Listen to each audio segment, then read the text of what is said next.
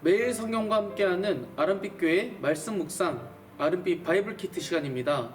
오늘 우리가 함께 볼 말씀은 누가복음 9장 37절부터 50절까지의 말씀입니다. 그 중에서 38절의 말씀을 함께 읽고 오늘 말씀 전체를 살펴보고자 합니다. 바라기로는 오늘 말씀 묵상을 통해 제자들의 연약함과 예수님의 놀라운 능력, 새로운 가치 판단을 부여하시는 모습을 통해 예수님을 온전히 의지하고 두려움보다 자유함으로 나아가시는 아름빛교회 성도님들 되시기를 소망합니다. 함께 38절 말씀을 읽겠습니다. 그들에게 이르시되 누구든지 내 이름으로 이런 어린아이를 영접하면 곧 나를 영접함이요 또 누구든지 나를 영접하면 곧 나를 보내신 이를 영접함이라. 너희 모든 사람 중에 가장 작은 그가 큰 자니라. 아멘. 오늘 말씀은 예수님의 예루살렘 여정을 앞두고 갈릴리 사역을 마무리하는 그 시점을 기록하고 있습니다. 그 마지막 치유의 기적과 제자도의 가르침이 등장하는데요. 제자들은 올바른 믿음을 가지고 있어야 했는데 그들은 무지했고 왜곡된 특권의식에 빠져 있었고 그것이 제자 공동체의 다툼과 분열의 불씨가 되었다는 것을 오늘 말씀을 통해 우리는 확인할 수 있습니다. 제자들의 믿음 없음과 무지에 대해 함께 보겠습니다. 오늘은 변화산 사건을 경험한 이후 산에 내려오셔서 일어난 사건을 담고 있습니다. 예수님과 세 제자들이 변화산에서 내려왔는데 큰 무리가 그들을 기다리고 있었습니다. 그 무리 중 한 사내가 크게 소리쳐 선생님 청하건대 내 아들을 돌보아 주세요 하며 자신의 귀신 들린 아들을 치유해 달라고 간청합니다. 그 아버지는 자신의 아들의 상태에 대해 예수님께 알립니다. 아들이 귀신에게 사로잡혀 완벽히 통제받고 있는 상태로 보이는데요. 갑자기 소리를 지르고 심한 경련을 일으키며 입에 거품을 물게 하고 귀신은 아이의 몸을 심하게 상하게 한 뒤에서야 겨우 떠났다고 합니다. 이런 상황을 아버지는 반복적으로 지켜보지만 아무 도움도 줄 수 없어 마음이 처참히 무너져 있었습니다. 그 아버지는 예수님께서 산에서 내려오시기 전에 그 산 아래 남겨진 9 제자들에게 귀신을 내쫓아달라고 부탁했습니다. 하지만 그 제자들이 실패한 것이었습니다. 이 이야기를 들은 예수님께서는 믿음이 없고 패역한 세대여 라고 하며 그들을 꾸짖습니다. 예수님께서는 제자들의 중심을 꾸짖고 계셨던 것 같습니다. 제자들은 예수님이 어떤 존재인지 바르게 알지 못하였습니다. 무지했습니다. 누가복음 9장 1절 서두에 미리 예수님께서는 제자들에게 모든 귀신을 제어하고 병 고침의 능력을 주셨습니다. 자신의 그 가진 능력의 출처에 대해 바르게 알지 못하고 능력을 주신 예수님에 대한 신뢰도 없으니 그 능력도 발휘되지 않는 것은 당연한 것이죠. 그렇게 제자들은 실패하게 됩니다. 귀신을 쫓지 못하게 됩니다. 자신의 무지와 믿음 없음으로 인해 제자들 그 본인의 그 연약함으로 인해 한 아이의 영혼은 귀신에게 헤어나오지 못하게 된 것이죠. 하지만 예수님께서는 그 제자들의 실패를 그대로 두지 않으시고 반전시키십니다. 예수님께서는 그 아버지에게 아이를 데리고 오라고 하십니다. 아이를 사로잡고 있던 귀신은 예수님께 저항하듯이 아이를 거꾸러뜨리고 심한 경련을 일으킵니다. 예수님은 그 아이를 괴롭히는 귀신을 꾸짖으셨고 아이를 낫게 하십니다. 그렇게 아이는 구원을 받게 됩니다. 여기서 잠깐 우리를 한번 돌아봅시다. 우리는 제자들과 같이 자신의 연약함으로 인해 실패할 때가 있습니다.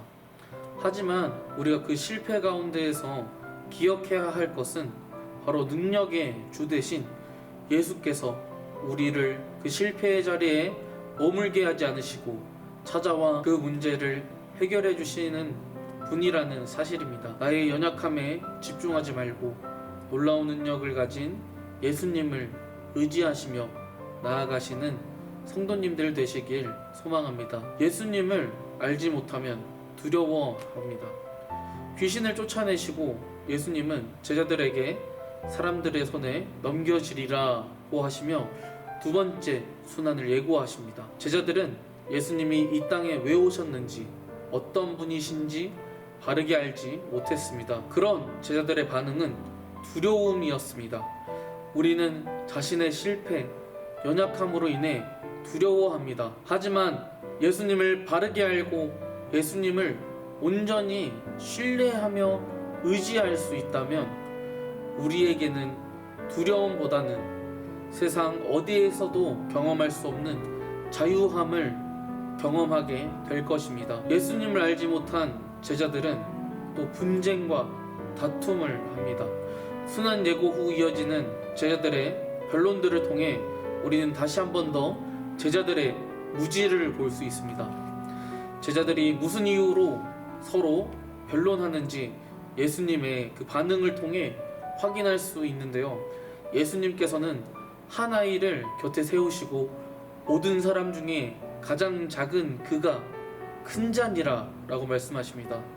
제자들은 누가 더 크고 작은지 서로를 비교하며 다투고 있었던 것이었습니다. 예수님께서 그런 그들에게 한 아이를 통해 가르침을 주시고 계신 겁니다. 그런데 여기서 요한이 갑자기 특이한 보고를 예수님께 드립니다. 어떤 사람이 주의 이름으로 귀신을 쫓는데 그 사람이 제자 그룹에 속하지 않은 것을 확인하고 귀신 쫓기를 금지했다고 요한은 예수님께 보고하고 있습니다. 이 요한의 보고를 통해 제자들은 특권의식을 갖고 있었다는 것을 볼 수 있는데요.